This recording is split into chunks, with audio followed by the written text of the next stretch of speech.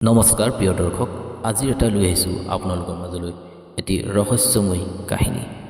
সোৱণশিৰি নদীৰ কাষত থকা খৰিয়াল গাঁও, চাৰিওফালে ডাঙৰ নিম গছ আৰু বৰগছ, মাজমজিয়াত আছে খেতিপথাৰ। সেই গাঁৱৰ এখন পুৰণি মাটিৰ ঘৰতে বাস কৰিছিল সীতা কাকী নামৰ এগৰাকী বিধৱা মহিলা। তেওঁৰ কাষৰ পৰা মানুহে আশীৰ্বাদ ল'বলৈ আহিছিল। কাকীৰ মুখৰ ৰাম নাম শুনিলে যেন মানুহৰ মন শান্ত হৈ পৰে। কিন্তু হঠাৎ এদিন নিশা বৰষুণৰ শব্দৰ মাজতেই কাকীৰ হঠাৎ উশাহ বন্ধ হ'ল। কাকীৰ দেহাটো পৰি থাকিল কুঁৱলী পৰা ঠাণ্ডা কোঠাত। তেওঁৰ দুই পুত্ৰ, এজনৰ নাম পুতেহ আৰু পুতৌৱে গাঁওখনৰ মানুহক মাতিলে। কিন্তু কাকীৰ অন্তিম কাৰ্যবোৰ দেৰি নকৰি সোনকালে কৰি পেলালে। ধুমুহাৰ আকাংক্ষা আছিল। তেওঁলোকে কয়, কাকীৰ যি পিণ্ডদান শ্ৰাদ্ধ সেইবোৰ আমি পিছত লাহেকৈ কৰিম।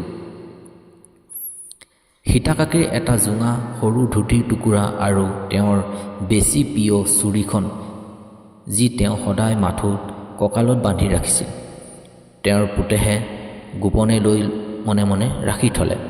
তেওঁৰ মনত আছিল, এইটো চিৰদিনে কাকীৰ স্মৃতিৰ নিদৰ্শন হিচাপে ঘৰত ৰাখিম। কিন্তু এই বস্তু ঘৰলৈ অহাৰ লগে লগে অলপ অলপকৈ অদ্ভুত ঘটনা ঘটিবলৈ ধৰিলে। ৰাতিপুৱা গধূলি অচিনাকি কুকুৰৰ চিঞৰ, পানীৰ শব্দ হোৱাৰ পাছতো টপ টপ যেন শব্দ, বিকট চিঞৰ এনেকৈ শুনিবলৈ পালে।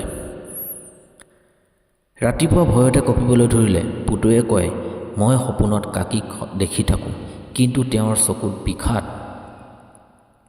এদিন পুতেহে গাঁওখনৰ বুজ ৰং ৯০ বছৰীয়া গণেশ গোহাঁইৰ ওচৰলৈ মঙ্গল চাবলৈ গ'ল।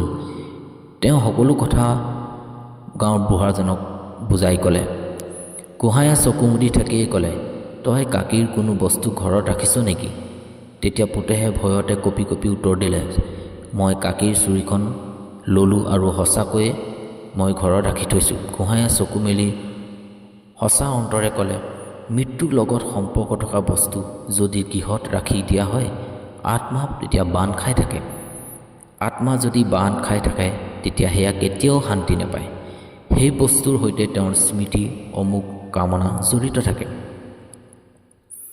গোহাঁয়ে তেওঁৰ সৈতে এজোপা নিম গছৰ তললৈ যাবলৈ ক'লে। গাঁৱৰ সীমাত শ্মশানত, য'ত সাধু সন্তে ধ্যান কৰিছিল। তেওঁ ক'লে, চুৰিখন আৰু কাকীৰ দানৰ কিছু বস্তু, সাধাৰণ কাপোৰ, এজুৰি হাঁহৰ কণীৰ ভাত লৈ দুখীয়া লোকক মাজত খুৱাবলৈ আৰু বিলাবলৈ দিলে। 11 দিন ধৰি পিণ্ডদান দিবলৈ ক'লে আৰু পুৱা গধূলি ভগৱানৰ নাম ল'বলৈ ক'লে। মন্দিৰত সীতা কাকীৰ নামত এগছি চাকি জ্বলাবলৈ ক'লে। পুতেহে সকলো কথা মনত ৰাখি আৰু এই কাৰ্যভাগ ঘৰত আহি কৰিলেহি।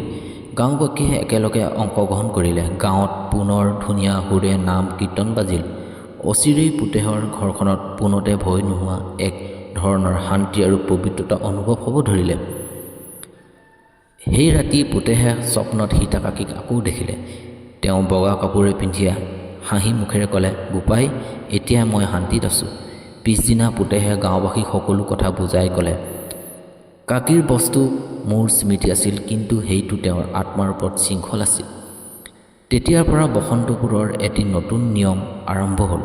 যেতিয়া কোনো মানুহৰ মৃত্যু হৈছিল বা মৰিছিল, তেওঁলোক পূৰ্ণ শ্ৰাদ্ধ কৰিছিল, তেওঁৰ বস্তুবোৰ দুখীয়া লোকক দান দিছিল আৰু বিশেষ শান্তি আৰু নাম ৰখা হৈছিল। প্ৰিয় দৰ্শক বন্ধুসকল, আত্মীয় স্বজনৰ কৰ্ম আৰু শুদ্ধ ইচ্ছাই সেই শান্তিৰ পথ মুকলি কৰে। মৃত্যুৰ লগত জড়িত বস্তু ঘৰত ৰাখিলে যদি তাৰ লগত বেছি সংলগ্ন কামনা থাকে, তেন্তে সেই আত্মাই অধীনত অনুভৱ কৰে। আত্মাক মুক্ত কৰিবলৈ নিয়ম, দান, নাম আৰু দেৱত্বৰ সহায় ল'ব লাগে। প্ৰিয় দৰ্শক, আজিৰ এই কাহিনী আপুনি শুনি নিশ্চয় কেনে পালে নিশ্চয় কমেণ্ট কৰি জনাব। আৰু যদি আপুনি বিষ্ণু ব্ৰহ্মা মহেশ্বৰ হয়, তেন্তে এই ভিডিঅ'টো লাইক কৰিবলৈ নাপাহৰিব আৰু আমাৰ চেনেলত ছাবস্ক্ৰাইব কৰিবলৈ নাপাহৰিব। পুনৰ লগ পোৱাৰ আশা থাকিল বিমান বৰা মটিভেশ্যন চেনেলৰ তৰফৰ পৰা আপোনালোকক ধন্যবাদ জ্ঞাপন কৰিছোঁ।